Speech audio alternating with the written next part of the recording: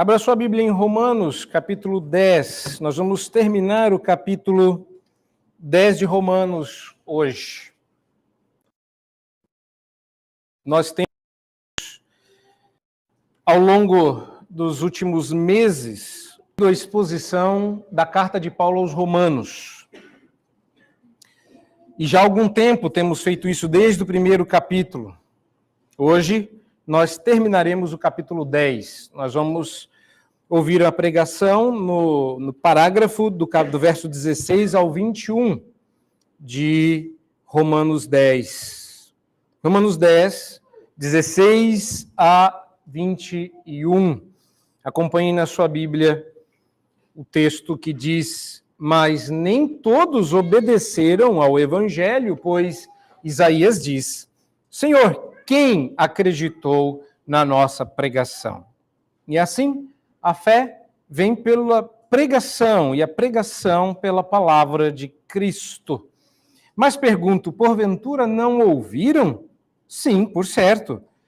Por toda a terra se faz ouvir a sua voz e as suas palavras até os confins do mundo. Pergunto mais, porventura não terá chegado isso ao conhecimento de Israel? Moisés já dizia: eu vos porei em ciúmes com um povo que não é nação, com gente insensata eu vos provocarei a ira. Isaías a mais se atreve e diz: fui achado pelos que não me procuravam, revelei-me aos que não perguntavam por mim. Quanto a Israel, porém, diz: todo dia estendi a mão a um povo rebelde e contradizente. Já oramos pedindo que o Senhor Deus nos abençoasse na exposição da palavra e nós vamos prosseguir nessa certeza. Eu também já adiantei com as crianças aquilo que eu falei que ia ser alvo da introdução deste sermão. Sim, eu gostaria de ter nascido no Antigo Testamento e sonhei. Aliás, eu acho que eu era um rebelde. Eu, por muito tempo, fiquei bravo com Deus, porque de todos os momentos da história em que Deus escolheu para que eu nascesse, ele escolheu o pior, na minha avaliação. Ou o mais sem graça. Eu gostaria de ter visto, particularmente, a abertura do Mar Vermelho. Depois, com o tempo, eu descobri que para pagar o preço de ver a abertura do Mar Vermelho, eu teria que ou ter nascido escravo no Egito, ou teria que morrer no deserto depois. Eu não estaria na geração que entraria na Terra Prometida. Mas eu queria ter visto o mar se abrir. Depois comecei a abrigar a fantasia de que Deus gravou isso de alguma forma em 4K, e eu esperava que Deus passasse esta cena para nós no céu. Quando Deus chegar, que desejo você quer que eu realize? O meu seria: eu gostaria de ver a abertura do Mar Vermelho. Era a reprise que eu espero passar lá no Vale a Pena Ver de Novo do céu. Existem outras situações muito interessantes na Bíblia. Eu acho que a abertura do rio também é de fundamental importância, mas eu acho que todas aquelas grandes manifestações da glória de Deus para um povo que não valorizou. Essa era a chave na minha cabeça. Eu queria, atenção para a tolice, atenção para o momento tolice aguda. Eu queria ver aquilo, porque na minha cabeça, se eu tivesse lá, entrariam 3 na Terra Prometida: Josué, Calebe e eu. Porque eu não responderia com rebeldia. Eu pensava assim: já sou crente, já sou eleito. Se eu tivesse lá, eu não seria rebelde. Eu não ia ficar achando ruim com Deus. Se toda manhã, na porta da tenda, eu, claro, seria uma criança, meus pais pegassem pão fresquinho feito pelos anjos do céu. Eu ia dar graças a Deus, ia comer com alegria aquele pão. Eu ia, sabe, Deus está cuidando da gente, eu gostava daquilo. E eu era uma... Tem nome para isso, eu ia falar que eu era uma besta quadrada, mas não é bom dizer isso, não. Eu era um tolo. Eu achava mesmo que só o que faltava para algumas pessoas era ver aquelas coisas. Ainda bem que Deus me resgatou, porque esse nível, esse tipo de pensamento, esse nível de ignorância bíblica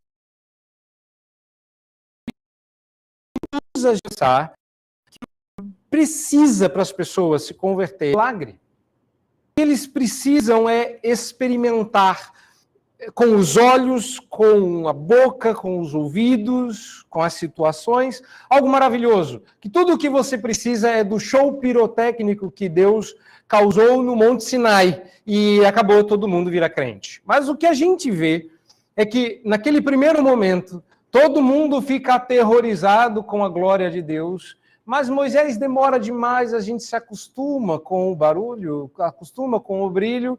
Daqui um pouco a gente derrete um bezerro de ouro e faz uma imagem fundida e diz assim: tá aí o Deus que tirou vocês do Egito.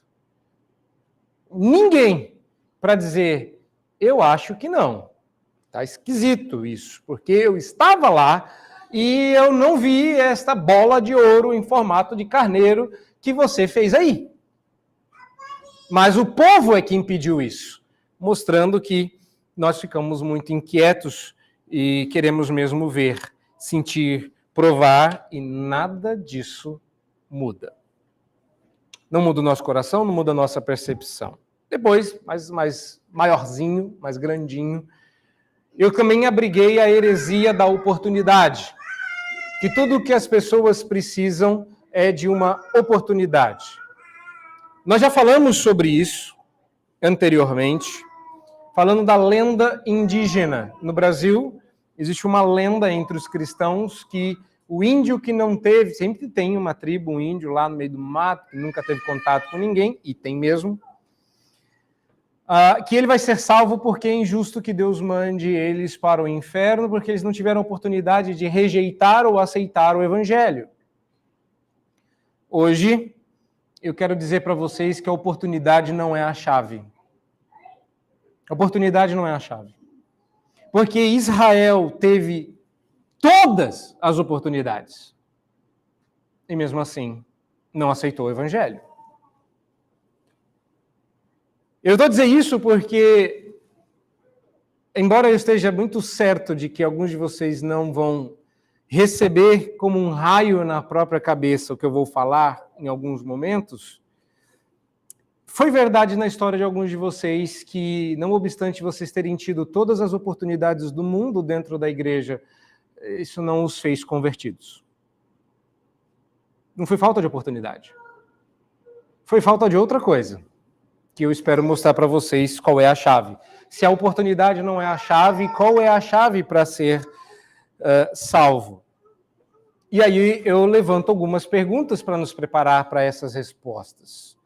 Você nunca quis saber por que nem todos que ouvem o evangelho são salvos? É claro que a essa altura, final do capítulo 10, já passados inteiramente pelo capítulo 8, 9 e por boa parte do 10, a sua resposta é uma resposta teológica. Eles não foram eleitos. Isso descansa a sua alma. Mas não te incomoda? Quem nunca quis saber como as pessoas são salvas? Na última oportunidade que estudamos o capítulo 10, nós ouvimos como essa mecânica acontece.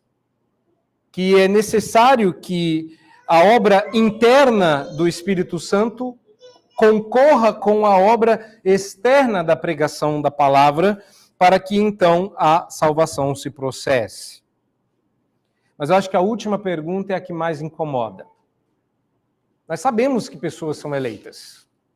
E sabemos que isso é da alçada de Deus.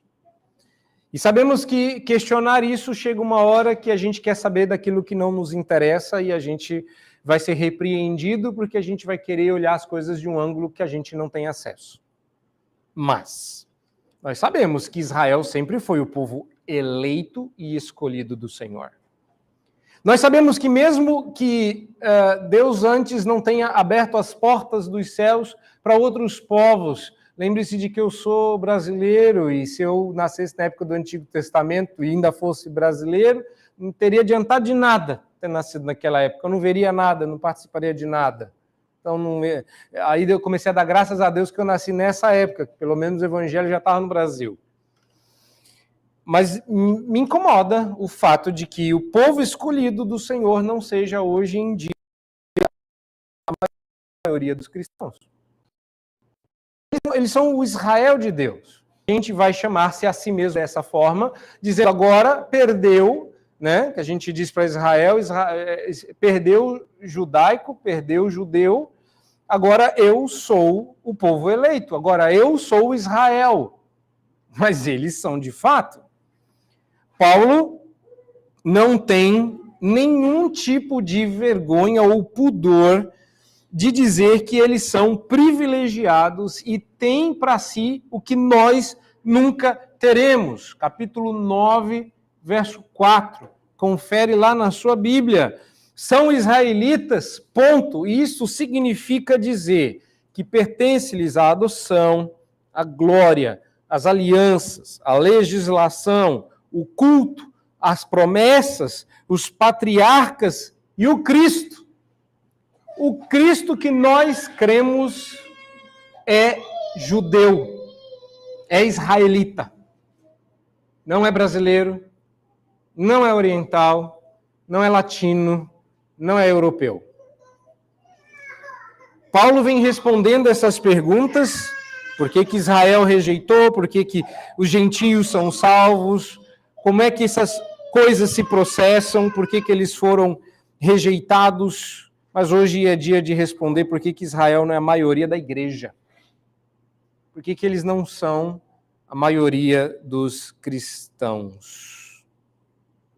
O que você vai ver agora nos versos 16 a 21 é mais do que um resumo do capítulo 10. É um resumo de todo o assunto. O assunto começou no primeiro versículo do capítulo 9. Qual assunto? O desejo de Paulo de ver todo Israel sendo salvo. E é claro que isso tem aquela notinha escatológica que está todo mundo esperando desde que a gente começou esse assunto, no capítulo 11 de Romanos. Porque no capítulo 11 de Romanos, que Paulo vai dizer aquela frase que incomoda todos os estudiosos de escatologia. Então, todo Israel será salvo. Mas a gente precisa entender isso. Quando Paulo, então, vai resumir a questão, ele vai, obviamente, repetir alguns temas, e vocês vão perceber isso. Então, se ficar cansativo, lembre-se de que repetição é uma das formas de você gravar as coisas, e é importante que você repita até que isso entre no coração, e aí você saiba de cor. Paulo vai voltar em alguns temas que ele já tratou, desde o capítulo 9 até o verso 15 deste capítulo. Esse é um resumo de tudo que Paulo falou aqui, e, portanto, ele conclui dizendo que não, oportunidade não é a chave para salvação. Então a pergunta é, qual é?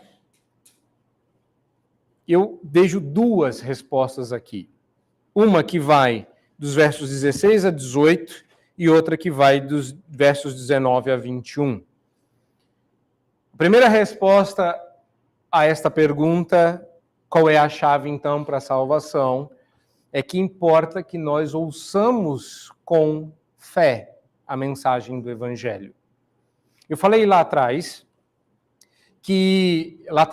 semana passada, que quando a pregação acontece no púlpito, há duas esferas de responsabilidade. Uma concernente a quem prega, que é o que Paulo falou nos versos anteriores.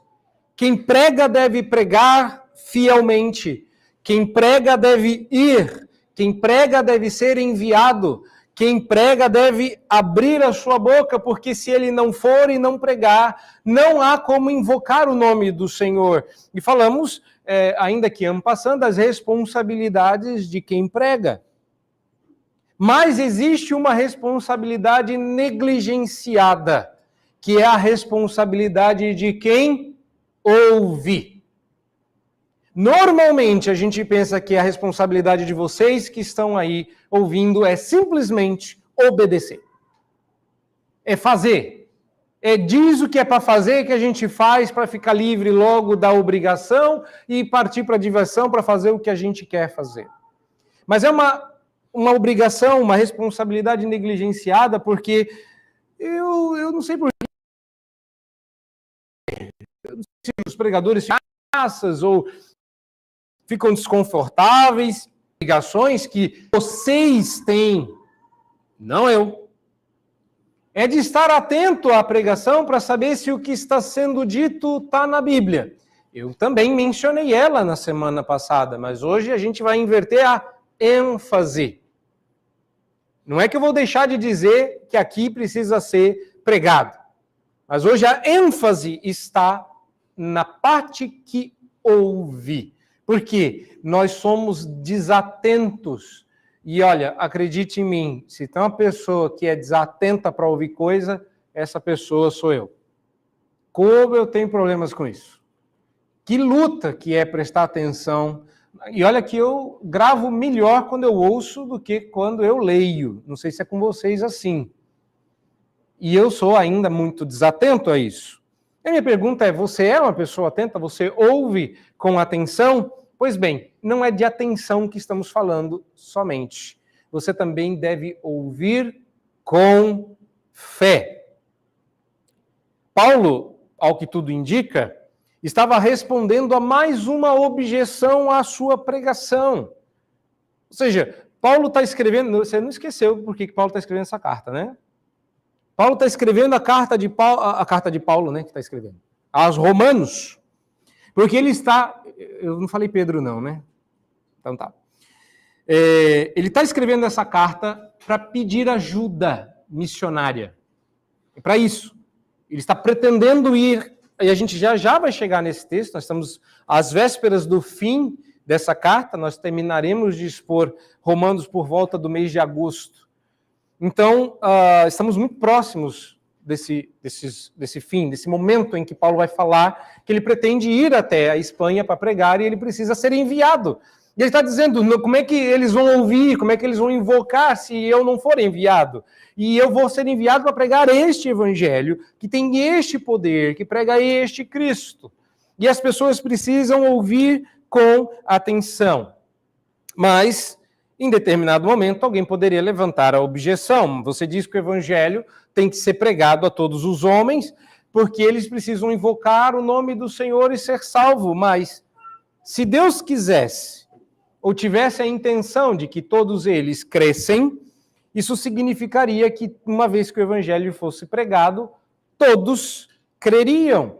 E por que nós enviaríamos você para pregar lá, se nem todo mundo que está aqui creu? É uma objeção justa. Vocês vão ter que convir. É uma objeção interessante. Nem todo mundo que ouviu o evangelho creu nele. Por isso que Paulo antes fundamentou na questão da eleição o sucesso da sua empreitada. Mas uma coisa ainda incomodava. Paulo, tu não convenceu nem o teu povo. Quer convencer os outros? Você não deu conta de levar só seu povo, seus compatriotas. Essa é a razão pela qual Paulo começa esta enorme sessão do capítulo 9 e 10, você está com a sua Bíblia aberta, você precisa ver esse mapa conceitual. Paulo está dizendo que ele tem grande tristeza e ora, e ele repete isso no início do capítulo 10, quando ele diz que a súplica de seu coração a Deus era a favor dos israelitas para que fossem salvos. E ele já explicou por que eles não acreditavam, mas ainda está lá. Paulo, se Deus quisesse que todo mundo fosse salvo, você teria mais sucesso aqui. E então Paulo vai falar daquela responsabilidade de que ninguém fala muito, nem mesmo o apóstolo Paulo, mas que é fundamental a gente frisar e gastar um tempo para isso, que é a responsabilidade de quem ouve. Eu vou, inclusive, ter que corrigir uma tradução no verso 17 que está equivocada. Não digo equivocada, porque equivocada implica em erro, mas ela não é tão clara e não comunica tão bem quanto poderia, porque nós já atribuímos outro sentido à palavra pregação. Mas a gente vai precisar corrigir isso.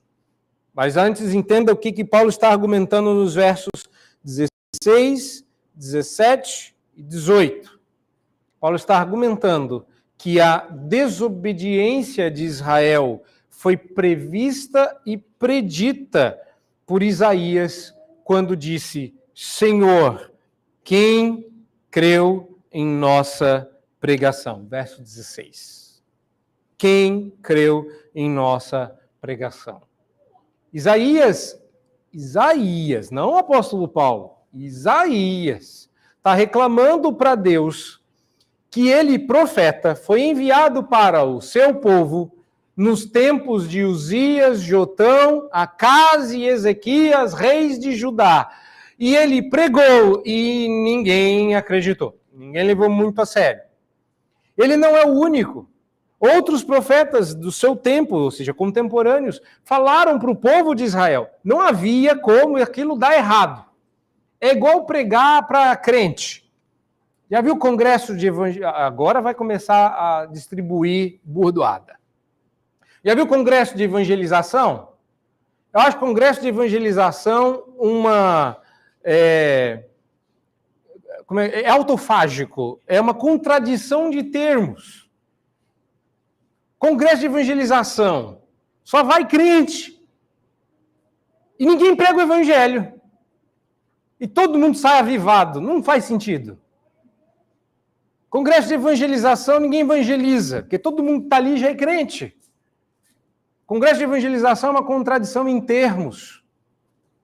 Eu prefiro mais outros termos e outras programações, mas aqui não vem ao caso. O caso é, quais são as chances de um congresso de evangelização dar errado? 0. Por quê? Congresso de evangelização dia tal, venha que o poder vai descer, só vai crente. Chega lá, você prega o evangelho no qual todos creem. E todos saem crendo ainda mais no evangelho que já criam. Sucesso! Agora imagine, você é um profeta. Vai pregar a palavra de Deus para o povo de Deus. Não há dúvidas de que Israel seja o povo eleito, correto? Deles é a glória, a adoção, a aliança, a legislação, o culto, as promessas, os patriarcas. Quais são as chances disso dar errado? Nenhuma. E Isaías vai lá e prega. Depois ele volta para Deus e diz assim: quem creu na nossa pregação? Entende como Paulo é extremamente arguto aqui? Vocês estão reclamando da minha pregação, porque ela não teve sucesso? Vocês esqueceram de Isaías? Vocês se esqueceram de que ele falou para os eleitos. E nem todos creram, porque nem todo israelita é Israel de fato. Isso ele disse lá no verso 6 do capítulo 9. Vocês estão esquecendo de que sempre foi do jeito como eu estou dizendo para vocês. Nunca foi diferente. A única diferença agora é que Deus abriu as portas deste evangelho para outros povos, para que a gente descubra os eleitos em outras nações, para que todo aquele que invocar o nome do Senhor seja salvo, não importa se gentio ou israelita. Quem creu na nossa pregação? Paulo está reverberando aquilo que você já sabe, você de hoje em dia, que Cristo veio para os seus e os seus não o receberam, mas até isto, foi predito desde a antiguidade. Daí a correção necessária que a gente precisa fazer no verso 17. No verso 17 diz que, portanto, e assim, a fé vem pela pregação, e a pregação pela palavra de Cristo. Mas a palavra que Paulo vai usar aí, traduzida na sua Bíblia por pregação, é literalmente a palavra grega para faculdade ou ato de ouvir. E isso altera um pouco a nossa percepção deste verso. Literalmente, e óbvio, da mensagem que Isaías se referiu. Literalmente, meus irmãos, o que o verso 17 está dizendo é que a fé vem pelo ouvir, e ouvir da palavra de Cristo. Ou seja, a gente condiciona, e essa condição é necessária, porque lá atrás, também já adiantei isso em algum momento no capítulo 9, que foi um pastor presbiteriano, olha só, traindo o movimento. Foi um pastor presbiteriano que criou o sistema de apelo, o famoso vem à frente. Não, aqui a gente, pau que dá em Chico, bate em Francisco. Não vamos, só porque ele era presbiteriano, passar a mão e fingir que não aconteceu, passar pano. Não. Por quê? Porque a gente condicionou a ideia de que a pregação é que determina a fé. Ou seja, o pregador começa a fazer estripulia, começa a exagerar, começa a alterar, muda. Por quê? Depende da pregação.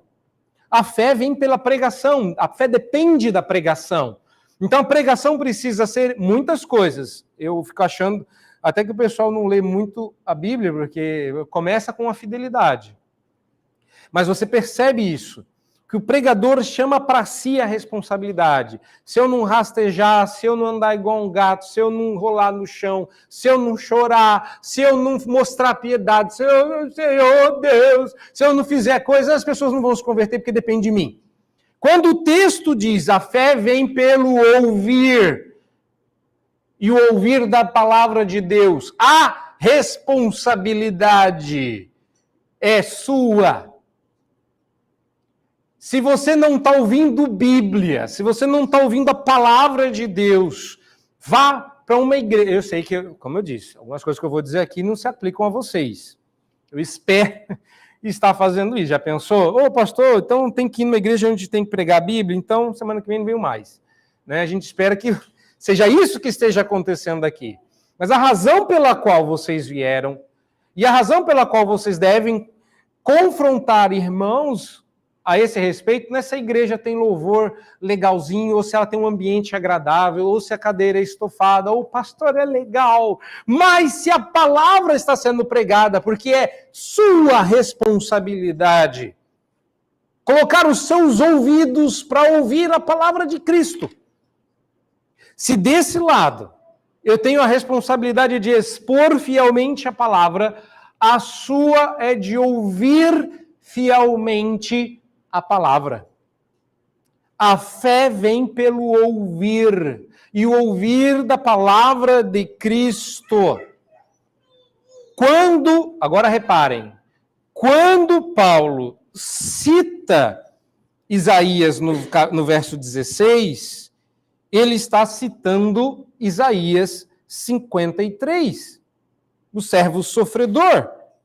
A mensagem do profeta em Isaías 53, com respeito ao servo sofredor do Senhor, é que apesar de tudo o que ele faria, não haveriam de crer nele, porque sua obra e aparência não eram convidativas. Irmãos, o evangelho verdadeiro é desconfortável para ouvir. Não é agradável. Se está todo mundo gostando muito dessa mensagem, se você sai dizendo, ai, que delícia, como foi gostoso hoje, desconfia. Porque pecadores nunca vão ouvir coisas gostosas de um Deus santo. Desconfia. Eu não estou também dizendo que foi horrível hoje. Saí que não consigo andar. E aí a glória desceu, aí que é bom mesmo. Bate, pastor! Não. Masoquismo espiritual não é santidade. O que eu estou dizendo é que Isaías, quando fala esse trecho que você está lendo no verso 16, fala no contexto do servo sofredor. Isaías estava dizendo que Jesus, apesar de toda a sua importância, não teria 1 milhão de seguidores no Twitter. Paulo está dizendo que Jesus, apesar de tudo o que fez, não teria um Instagram bombando. Porque a mensagem só salva o eleito, mas ela não faz sucesso. Porque a responsabilidade não está somente em quem fala, mas principalmente em quem ouve. E isso é difícil porque hoje em dia a gente já pensa da maneira errada e esquece que, conforme os parâmetros de hoje, Jesus seria famoso. Jesus não faria sucesso. A mensagem de Jesus não foi apetecível e convidativa na sua época e não seria hoje também. A fé vem pelo ouvir e ouvir pressupõe algo a ser ouvido. Neste caso, a palavra de Deus. Neste caso, a palavra de Cristo, como diz o apóstolo Paulo aí. Portanto, o que faz diferença é a fé no Cristo pregado fielmente. É a oportunidade? Não. Porque até oportunidade Deus pode cercear. Você já não pensou isso também? Eu me lembro dos meus dramas de antigamente. Toda vez que o pastor pregava uma coisa que o irmão precisava ouvir, o raio do irmão não estava presente. Você já reparou nisso? Quando é o dia de hoje fulano precisa ouvir. Aí você vira para trás, fulano não veio. Não é? Esse era o dia. E às vezes acontece até com o pregador. Você termina a mensagem e fala assim, fulano tem que vir. Hoje, eu vou até colocar essa frase aqui, vou botar nota de rodapé, em homenagem a fulano. Não é? A gente faz isso, pregador é pecador também. A gente não é só pregador, a gente também é pecador. E a gente fala assim, hoje fulano vai se converter. Eu já fiz isso muito. Aí você chega aqui no púlpito, chegou a hora. Aí você até quer olhar para a pessoa não veio. Fala, não acredito, vai continuar ímpio. Por quê? Porque a gente quer determinar os fins quando eles pertencem a Deus. Comecei a crer já faz alguns anos que Deus traz, e é Ele quem escolhe, porque às vezes a pessoa que precisava ouvir até tentou ouvir, mas aí furou o pneu, aí foi pegar o step estava estragado, aí o macaco não levantou o carro levantou, mas caiu, estragou tudo. Aí quando ele finalmente colocou o pneu, pegou trânsito, aí quando ele chega, já está no amém, ele desiste e vai embora. Eu comecei a crer que a mensagem de hoje é para quem Deus trouxe para ouvir hoje. Se você está aqui hoje, eu tenho certeza absoluta que essa mensagem é para você, porque quem te trouxe foi Deus. Tem gente que nem vem aqui sempre, veio hoje. Por quê? Porque Deus queria que ela ouvisse, você ouvisse. E eu que estou aqui sempre. Pois é, você está precisando ouvir mais, que aí você tem que vir mesmo, porque Deus quer falar com você sempre. Ou seja, a mensagem e o Redentor, mas acho que a mensagem, porque ele era a mensagem encarnada, foi desenhada para que os homens crescem nela. Lhes seria requerido que recebessem e habitassem nesta verdade. Sem isso, não há base para a fé. A fé busca um lugar de habitação. A fé busca um lugar onde ela possa se aquietar, descansar. A fé busca o Redentor. Quando ela o encontra, ela o abraça. E sim, eu estou guardando porque o verso 18, que encerra esse meu primeiro ponto, ele é um verso difícil de interpretar. Mas lembre-se, esta mensagem é pela palavra de Deus ou pelo mandamento de Deus, ela é o firme fundamento da fé. Estou pensando aqui na conclusão do apóstolo Paulo no verso 17, que a fé vem por ouvir a pregação da palavra de Cristo. Daí, traduzir-se por pregação direto. Porque eu imagino que o tradutor pensou, se alguém está pregando, tem alguém ouvindo. Mas o ponto é, qual é a base? O que a gente ouve? Ouve a mensagem da pregação do Evangelho, ouve o anúncio do Senhor Jesus. A mensagem, a palavra de Cristo é o fundamento da fé e é requerido dela que todos creiam. A mensagem deve ser, portanto, enviada a todos, porque o mandamento divino é sobre todos e é o alicerce que faz com que a nossa fé nasça. Por isso, a proclamação deveria ser universal. O ponto que o apóstolo Paulo levanta é, mas, alguém poderia objetar, eles não ouviram a sua pregação. E Paulo vai citar o verso 4 do Salmo 19, no verso 18, Salmo que nós lemos. Porventura não ouviram? Sim, ouviram. Por toda a terra se fez ouvir a sua voz e as suas palavras até os confins do mundo. E o contexto do Salmo é bem diferente do contexto da carta. E os estudiosos se dividem e não há consenso. Há, inclusive, uma interpretação que diz que, por causa da citação de Paulo aqui, este mesmo verso que está citado aqui, termina dizendo que aí pôs o sol uma tenda, que ele sai dela como de seus aposentos e principia numa extremidade do céu e até a outra vai o seu percurso, e nada refoge ao seu calor, que o sol ali é Cristo. Cristo saindo, não anota, que está errado. Está errado, não é essa a interpretação. Porque Paulo colocou o verso 4 no contexto da salvação de Israel. E aí, quando você vai ler o verso 4, fala da natureza, fala da revelação geral, que os céus proclamam a glória de Deus. Mas olha só, o verso 3 diz que uma noite anuncia a outra noite, um dia fala para o outro dia, não há palavras, deles não se ouve nenhum som, mas por toda a terra se faz ouvir a sua voz. Ou seja, o contexto não tem nada a ver com o que Paulo está colocando aqui e a gente fica confuso. Então tem uns que dizem assim, não, Cristo vai ser pregado por toda a terra, como o sol anda por todo o céu, e o evangelho vai espalhar-se por toda a terra como a luz do sol, e nada vai escapar, todos ouvirão. Não acho que seja isso não, porque ainda tem muita gente que não ouviu o evangelho, e até quem ouviu já esqueceu. Há uma outra interpretação que diz que se Paulo está dizendo aqui isto, então é porque todo mundo vai ser salvo. E tem um monte de pregador hoje em dia, moda americana que está chegando no Brasil, que diz que todo mundo vai ser salvo, que Deus é um Deus de amor e que não precisa pregar o evangelho porque a natureza já fala do evangelho. E aí dilui e diminui o evangelho para uma coisa mais conservadora, mais família, mais do amor, e a pessoa está meio zen, meio numa vibe natural, e pronto, está salva. Está cheio de hoje em dia isso. Deus é amor, não vai mandar ninguém para o inferno, não precisa pregar o evangelho, não precisa ler a Bíblia, não precisa orar.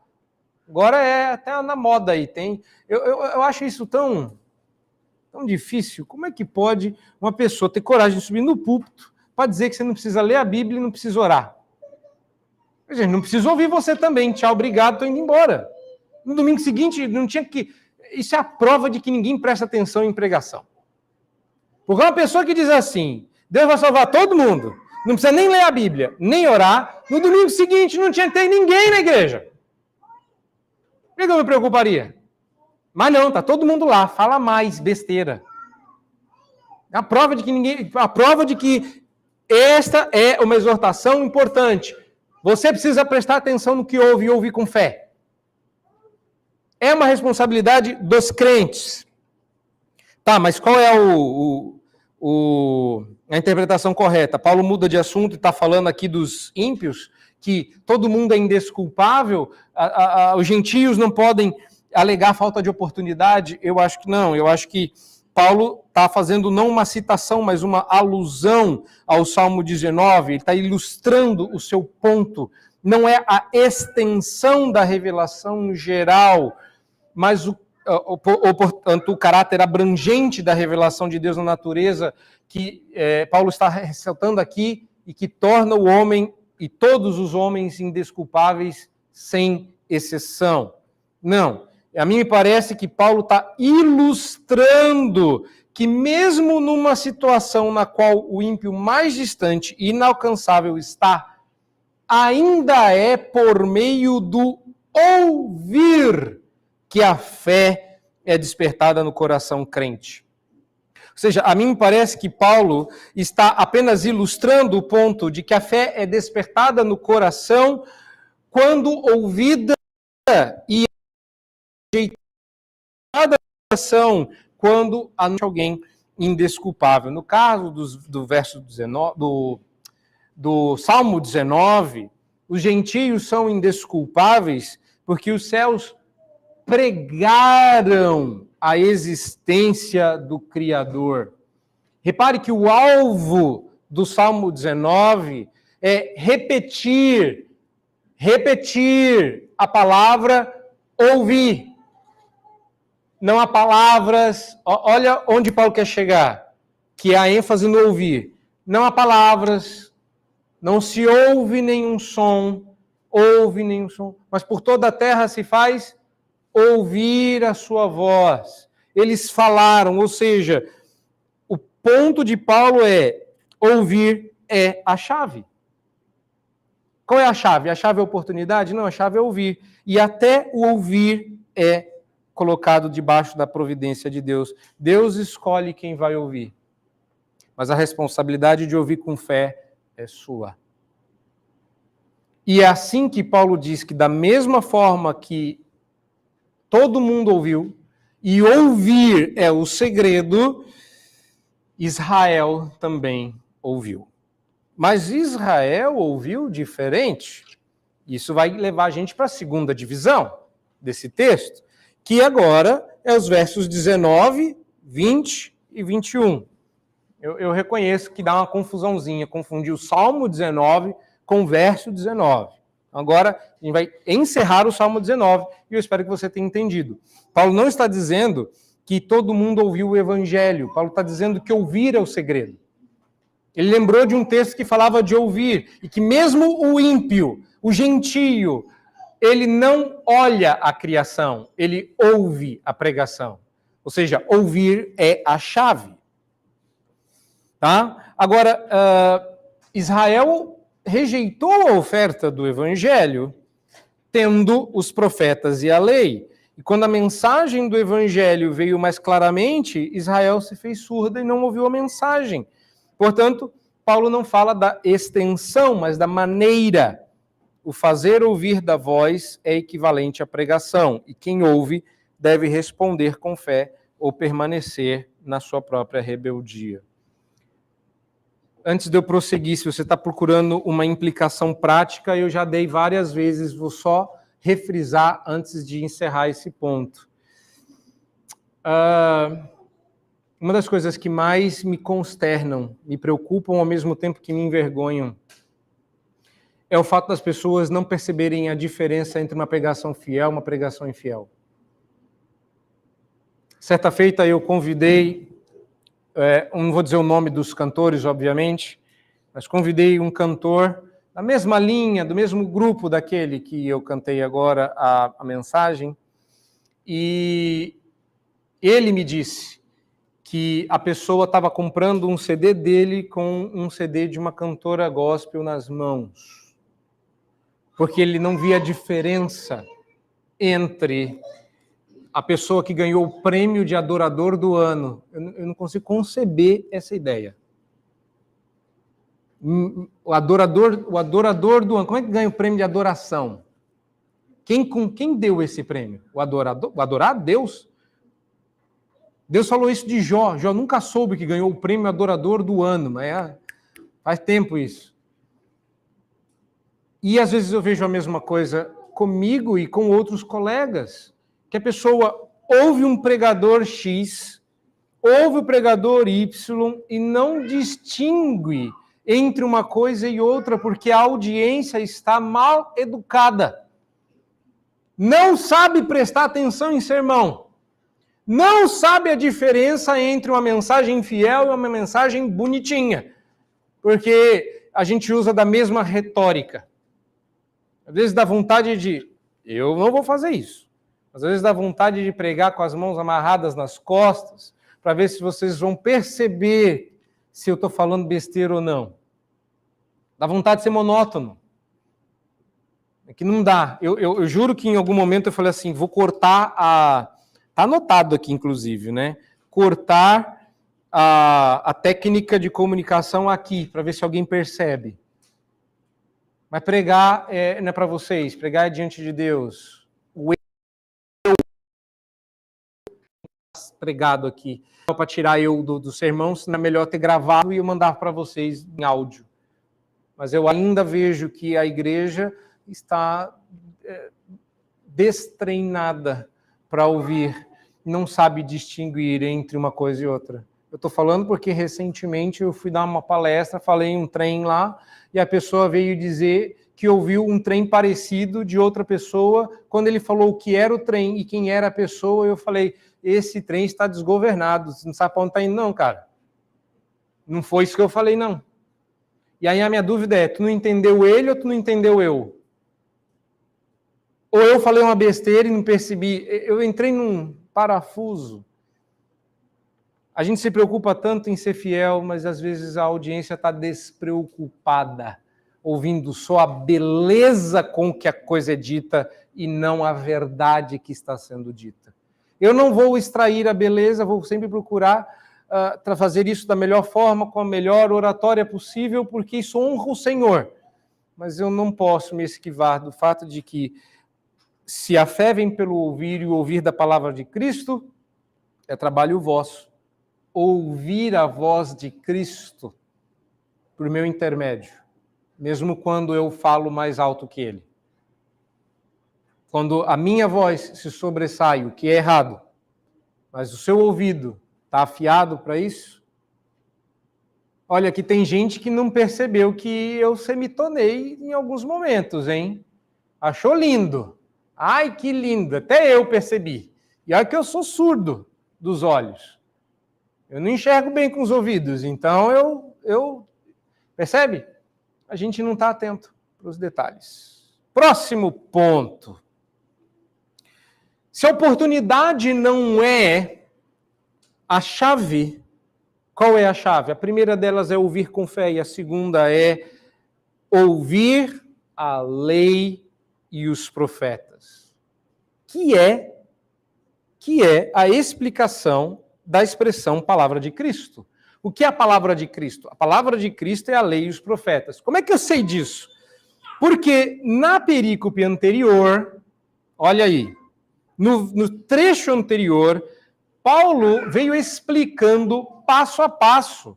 Ele dava a frase do Antigo Testamento e dizia isto é, e apontava para Cristo. Vocês repararam isso? Olha lá. Ele diz isso anteriormente, quando vai explicar, verso 6 do capítulo 10. A justiça decorrente da fé é assim, : não perguntes em teu coração quem subirá ao céu, isto é, para trazer a Cristo. Caso você não tivesse entendido isso quando foi dito lá, Moisés estava falando de Jesus. Ou quem descerá ao abismo, isto é, para levantar Cristo dentre os mortos, caso você não tenha percebido. Quando Moisés disse essa frase, ele estava falando de Jesus. Ou, a palavra está perto de ti, ou seja, é a palavra que nós pregamos. Você leu lá no Antigo Testamento, é a palavra que nós estamos pregando. Paulo está explicando que Cristo é o centro da Bíblia. Toda a palavra de Deus aponta para ele. Então, quando Paulo pergunta assim no verso 19, porventura não terás isso chegado ao conhecimento de Israel, ou seja, de que todos que invocarem serão salvos, não importa se de Israel ou não, Paulo vai dar uma burdoada forte em Israel, dizendo, pior é que eles tiveram isso e não perceberam, porque não é só a rejeição que foi predita, mas a pregação dos gentios também. Estava antevisto que a fé alcançaria além das fronteiras de Israel e chegaria aos gentios, e a razão para isso seria para pôr Israel em ciúmes. Olha que coisa linda dita a nosso respeito. Olha lá o verso 19. Moisés já dizia, lei. Lei e profeta. Inclusive, Jesus disse que mesmo que alguém viesse do inferno ou do céu para falar do evangelho, não aconteceria nada, porque a mecânica, o meio, o instrumento que Deus usa para levar a fé é a palavra de Deus, resumida em lei e profetas. Eles têm a lei e os profetas, que são as duas. E aí ele está dizendo, eram ouvidos à lei e depois aos profetas. Moisés já dizia, e Moisés vai falar da gente. Você já quis se ver na Bíblia? Você está aqui. Olha aqui, olha que coisa linda dito de nós. Eu vos porei em ciúmes com um povo que não é nação, nós. Com gente insensata, nós. Eu vos provocarei a ira. Ou seja, quando Israel vê gente igual a gente se convertendo, esse povinho que não é nação, esse ajuntamento de gente insensata. Por que insensata? Não é que a gente é muito louco, não.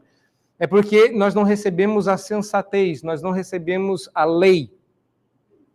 Lembre-se de que Deuteronômio termina dizendo que quando nós obedecemos, quando Israel obedecesse à lei, os povos ao redor diriam de Israel, certamente este povo é gente sábia. Ou seja, a sabedoria está na lei. Nós não sabemos de nada. Nós somos gente insensata, que é tornada sensata pela obediência à lei, como nós oramos hoje, inclusive. Então, há duas testemunhas para Israel, a lei e os profetas. Vamos falar da passagem citada de Moisés em Deuteronômio 32, 21. Que é a que você lê aí. Eu vos porei em ciúmes com um povo que não é nação, com gente insensata vos provocarei a ira. Essa é a base bíblica. Lembre-se do que você vai ouvir agora, porque lá no capítulo 11, Paulo vai voltar nesse tema. Ou seja, você vai ouvir isso depois. Não estou dizendo que você vai ter uma segunda oportunidade para entender ou para crer. Essa oportunidade é agora. Mas Paulo vai repetir isso lá no capítulo 11, dizendo que Israel tem um relacionamento conturbado. Em relação a nós é um relacionamento, em relação a Deus é outro. Tá? Mas uma coisa fica clara. A razão pela qual Deus nos salvou foi para provocar ciúmes em Israel, foi para levantar Israel à ação e fazê-los desejar mais a Deus. De vez em quando Deus faz isso conosco como casal. Sabe, quando a gente está acostumado demais com a beleza da esposa e a gente sai para jantar e alguém começa a olhar para ela e você fala, que isso aí, que isso aí, para de olhar. Ou seja, você está sendo provocado em ciúme para acordar para o fato, você não está valorizando algo que outros olhos enxergam. Mas também não é para virar troféu. É meu. Gostou? É minha. Ninguém pode pegar. Essa é uma história engraçada, porque tem dois tipos de casais, né? Eu sou o primeiro casal. Mas conheci um casal simpático de senhores da segunda ordem. E ela contava isso, que o marido dela não tinha... É pastor, não posso dizer o nome. E ela dizia que isso irritava muito, porque ela dizia assim, Éber, tem alguém olhando para mim ali. E ele dizia assim, tá, e daí? Não olha de volta. Sim, mas tá me incomodando, ele tá olhando. Falei, deixa eu olhar. Ele falou, mas você não vai fazer nada? Ele falou, não precisa, você já é minha. Deixa ele olhar, é minha mesmo. Ela ficava incomodada, mas ela aprendeu a lidar com isso. Eu achava aquilo tão engraçado, porque eu era de outro tipo. Eu era daquele assim, tá olhando o quê? Pode olhar, não, é minha. Que isso? Baixa, passa de cabeça baixa. Não é para olhar, não. Olhando. É meu. Eu sou outro tipo. Já fui tirar satisfação, acredita? Quando eu era novinho, já fiz isso. O que você estava olhando? Não, olha que eu fiz ameaças. Coitado de mim, não é? Vocês pensam o quê? E eu morria de ciúmes quando eu era... Morria e matava de ciúmes. Pois é. O que Deus está fazendo aqui? Pegando algo que a gente conhece bem, ciúme. e dizendo assim: eu vou fazer com que eles enxerguem em mim algo que vocês não estão mais enxergando, para ver se vocês voltam a enxergar. Mas Deus faria isso? Não. Isso foi previsto por por Moisés, perdão, e isso aconteceu. Mas observa que no verso seguinte, verso 20, Paulo diz que Isaías a mais se atreve. Quer dizer, tem coisa pior. Ele diz: fui achado pelos que não me procuravam, revelei-me aos que não perguntavam por mim. De novo, nós já falamos sobre isso, porque são 2 versículos aqui. 2 vezes. Paulo vai citar Isaías 65, verso 1 e verso 2, tá? Essa primeira citação aí de Isaías é Isaías 65, 1 e a última é Isaías 65, 2. O apóstolo cita e aplica a passagem no sentido em que foi interpretado pelo profeta, que é diferente. Paulo não está aludindo, mas citando o texto, tá? E no primeiro versículo, aquele do primeiro, Isaías 65, 1, Isaías diz que a vontade de Deus se manifestará para aqueles que não são chamados pelo seu nome. E no verso seguinte, quanto a Israel, porém, diz, não é? Coisa pior é dita de Israel: todo dia estendi a mão a um povo rebelde e contradizente, ou seja, eu tenho estendido a minha mão todos os dias a um povo que não quer nada comigo. E Deus inverte deliberadamente os papéis entre ele próprio e os gentios.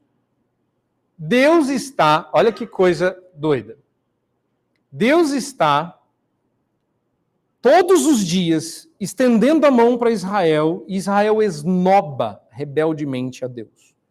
Existe um povo que esnoba a Deus e não quer saber de Deus, não procura Deus. As nações não estão clamando em trevas, elas não estão buscando o evangelho, elas não anseiam nada nem ninguém. Mas Deus, olha só, permitirá ser encontrado por elas, como que acidentalmente, como que esbarrando, bate em alguém que estava procurando, mesmo que não soubesse disso. Normalmente seriam eles que deveriam perguntar, eles deveriam procurar, eles deveriam bater a porta, mas não. Deus é quem se deixa achar. Aparece na hora certa, estava lá quando eles não o procuravam. Se eu nascesse no Brasil do Antigo Testamento, eu não estaria lamentando não ver o Mar Vermelho. Eu estaria muito feliz da vida, longe de Deus, não ligando a mínima para o que está acontecendo em Israel. Essa seria a minha triste realidade. Mas ao invés disso, ao não procurarem, ao não perguntarem, Deus se ofereceu, Ele deixou ser achado, Ele se revelou a mesmo e até mesmo se ofereceu para ajudá-los, dizendo-lhes: eis-me aqui. Essa é uma ilustração bastante dramática da graça divina em que Deus toma a iniciativa de fazer-se conhecido. Isso se deve à rejeição de Israel. Essas portas só foram abertas porque Israel não quis passar por elas. Se a rejeição de Israel quanto ao evangelho não pode ser atribuída nem ao fato de não terem ouvido, nem ao fato de não terem entendido, então não lhes resta desculpa alguma. Então seria a terceira explicação possível à sua incredulidade: rebeldia. Israel é simplesmente teimoso. Quando eu assumi uma das igrejas em que pastoreei, comecei a expor os textos e toda semana estava lá. Já contei essa história para vocês. Estava lá toda terça. Naquela época eu era pastor de tempo integral, então eu descansava segunda. Ai, que saudade. Então, toda terça eu ia para o gabinete, terça-feira ele estava lá, para dizer que eu estava pregando errado, para dizer que aquilo que ele ouviu ele não estava gostando. Ele me comparava com os pregadores que ele gostava, que ele via na televisão. Um pregador que falava até de um jeito muito peculiar. Vocês sabem de quem que eu estou falando? Não é? Se não sabem, depois eu explico para vocês, para não mencionar nomes aqui. Demorou alguns meses para entender qual era o problema dele. Porque ele sempre queria maiores explicações, ele que estava lutando para entender, e um dia eu disse a ele, e aí nós entendemos qual era o problema. Eu disse, o seu problema não é que eu prego difícil, que eu falo difícil, que eu explico difícil. O seu problema é que você está entendendo o que eu estou falando. O que te incomoda é que você entende. E eu já ouvi isso depois tantas vezes, que o que incomoda é o ser claro. Porque você quer dúvida, você quer torcer um pouquinho para o que você gosta, para manter-se naquela situação, mas quando o pregador não deixa margem para dúvida, incomoda demais. O que Paulo está dizendo para Israel é, não havia margem para dúvida. Moisés explicou que isso ia acontecer, Isaías explicou que isso ia acontecer, e eu vou citar para vocês entenderem que só de mencionar o texto, está claro como cristal. Deus ameaçou Israel de salvar gente de fora para provocar ciúmes. Deus ameaçou Israel abrir as portas dos céus para quem não estava procurando.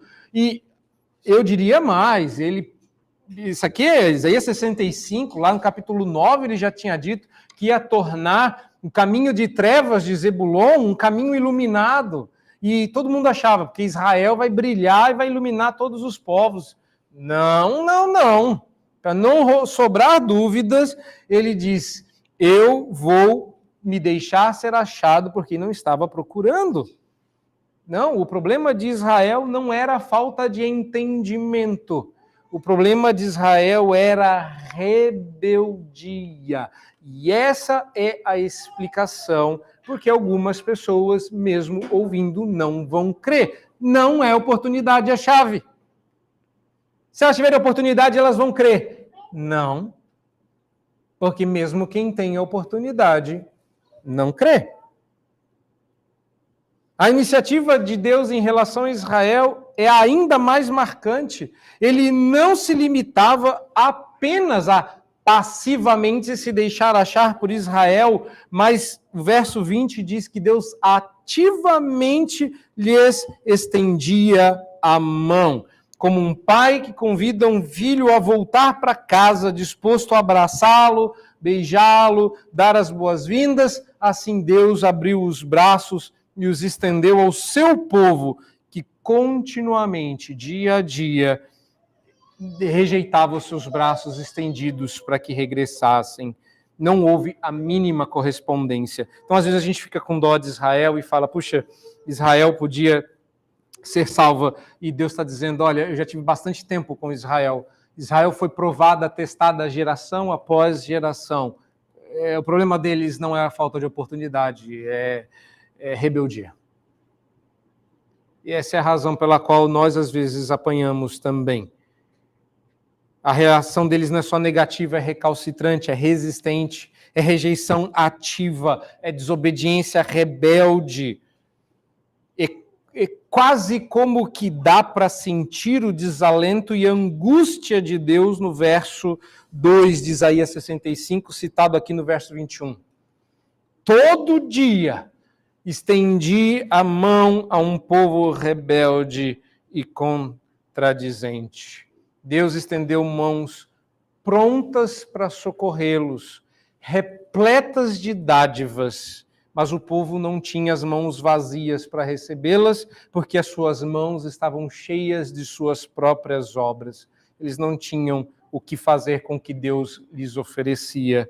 Eles não tinham espaço para receber a justiça vinda de Deus, porque estavam cheios da própria justiça. E como nós somos diferentes de Israel? Resposta: em nada. Em nada. Deus trocou 6 por meia dúzia. A razão pela qual nós não recebemos as coisas de Deus não é porque Deus não nos dê, mas porque nossas mãos não estão vazias. A razão pela qual a gente volta com o que veio é porque nossas mãos estão cheias da nossa própria justiça, estão cheias dos nossos próprios direitos, cheias das nossas reivindicações. Os humildes de espírito são mendigos espirituais, erguem mãos cheirosas para receberem da parte de Deus suas misericórdias. A que conclusão nós devemos chegar, então, depois que passamos por esse texto? As pessoas acreditam que se tivessem a oportunidade que Israel teve no passado, elas não desprezariam a salvação nem o Salvador. O que tais pessoas esquecem é que esse raciocínio equivocado nasce de um coração não regenerado, de um coração regenerado, mas tolo e orgulhoso. Quando você pensa como eu pensava, eu nunca faria isso com Deus, você esquece que você só pensou isso porque tu já foi salvo. Porque se você não fosse, você faria exatamente tal qual. Nós somos como Israel. Nós não faríamos porque não fazemos diferente daqueles irmãos. No dia que eu entendi isso, eu parei de achar Pedro um boçal. No dia que eu entendi isso, eu parei de julgar Moisés por ter quebrado a lei.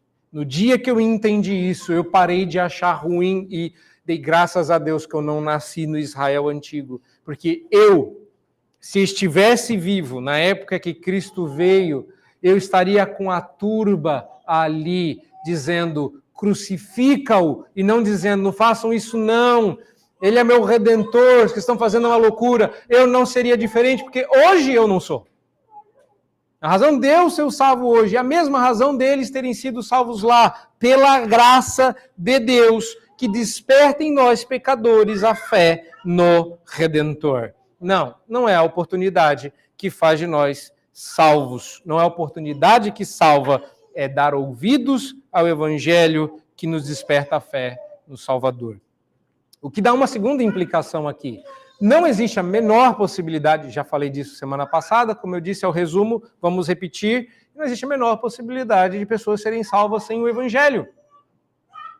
Não existe. Deus não vai salvar ninguém por dó. Ah, tadinho, nunca teve oportunidade, vamos dar uma chance. Não existe isso. A salvação vem pelo ouvir.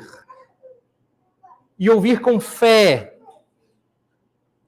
Outra coisa, terceira implicação, a chave para entender o que a Escritura fala sobre Cristo é dar ouvidos ao que a lei e os profetas dizem a respeito dele. Ele é a razão pela qual Deus nos deu a sua palavra. Vocês estão entendendo isso? Sabe por que você tem uma Bíblia na mão?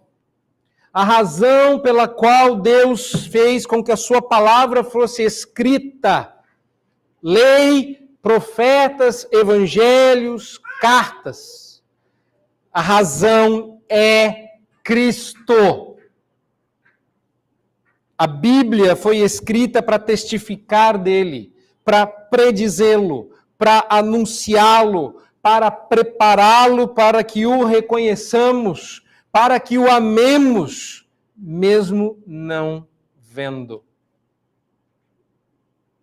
Nunca vou esquecer do dia em que eu ouvi uma pessoa dizer, estava saindo para a igreja, isso eu era criança, e esse pregador contava que antes de ir para a igreja, ele estava se barbeando, Jesus entrou no banheiro e o pregador estava se barbeando.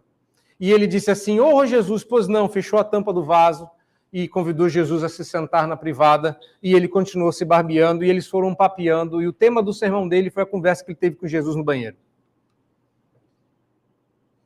Eu me lembro porque a cena que veio na minha cabeça foi, se fosse Jesus de verdade, esse cara teria cortado a própria garganta com a gilete.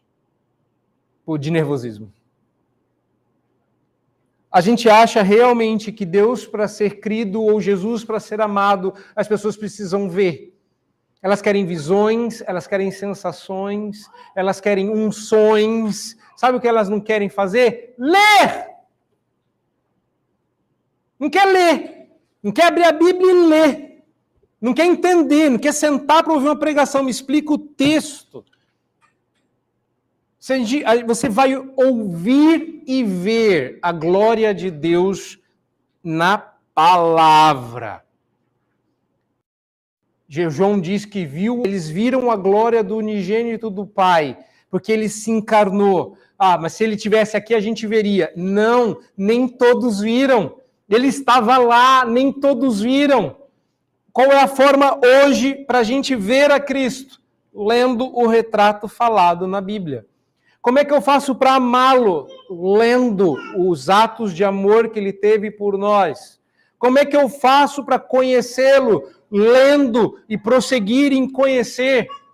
Não tem outra forma. Se fosse para ter outra forma, Jesus teria vindo numa época onde ele teria feito uma selfie. Jesus poderia ter gravado um vídeo. Teve até um filme que falou sobre isso, sobre um pai que estava morrendo de câncer e gravou vídeos preparando o seu filho ou filha até a idade adulta, a Bíblia em vídeo. Deus escolheu vir numa época certa, ele sabia muito bem o que ia dar hoje em dia. E ele falou, escreve a visão. Ele falou para Paulo, escreve uma carta. E ele fala hoje para nós, leia e ouça. Agora, desse ponto de vista, e ouçam com bastante atenção o aviso que eu vou passar a dar, porque é possível que mesmo alguém nascido na igreja nunca tenha ouvido o Evangelho. Não porque o Evangelho não tenha sido pregado. Ah, eu já fiz isso muitas vezes. Eu já julguei muito pregador, eu já fiquei muito bravo, porque é um esforço bendito preparar um sermão e eu fico bravo com quem não liga a mínima e vem pregar o Evangelho e mente e inventa. Já fiquei muito bravo com o pregador. Mas se é certo que a gente ouviu aqui, então é possível que a pessoa nunca tenha ouvido o Evangelho, mesmo sendo crente. Ou seja, mesmo frequentando a igreja, não seja um cristão verdadeiro, tenha se convertido na idade adulta, frequentado a igreja o tempo todo, porque o problema não é se o Evangelho está sendo pregado, mas se eu estou ouvindo com fé. Os ouvidos estavam fechados à mensagem redentora. Então é possível que você tenha sido exposto ao Evangelho antes e não tenha se convertido porque os seus ouvidos estavam fechados. Deus abre os nossos ouvidos, mas quem ouve é você. Deus desperta os seus sentidos, mas quem ouve é você. Então é importante que a gente se lembre disso. Não é porque o Evangelho está sendo pregado fielmente que todos vão crer. Meus irmãos, hoje somos uma congregação pequena, um a um. Deus foi acrescentando os que foram sendo salvos, mas um dia essa colheita vai crescer demais e nós teremos joio no meio do trigo. Eu não vou conseguir distinguir entre filhote de bezerro, filhote de cabra, filhote de bode, vai ser tudo bonitinho, tudo lindinho. Eu não vou conseguir distinguir, não vai ser assim, nem vocês vão. Eu não estou pedindo nem sugerindo que vocês só queiram crentes nessa igreja. A única igreja em São Paulo que só 100% de crente. Não, isso não existe. Eu estou advertindo vocês que não é uma igreja fiel que faz do seu povo um povo 100% cristão. Não se enganem, não se iludam. Não existe igreja perfeita. Hoje a gente desfruta de algumas benesses porque somos pequenos e queremos crescer. Crescer tem preço. Um deles é que alguém vai vir aqui semear entre o trigo o joio. Esteja preparado. Como é que eu faço para me preparar? Bom, você só é dono da sua orelha, né? Você só cuida do seu ouvido. Você só é responsável pela sua alma. Então, ouça com fé. a palavra de Deus. Ouça com fé a lei e os profetas. Essa é a chave, não a oportunidade. Que Deus nos abençoe em Cristo Jesus. Amém.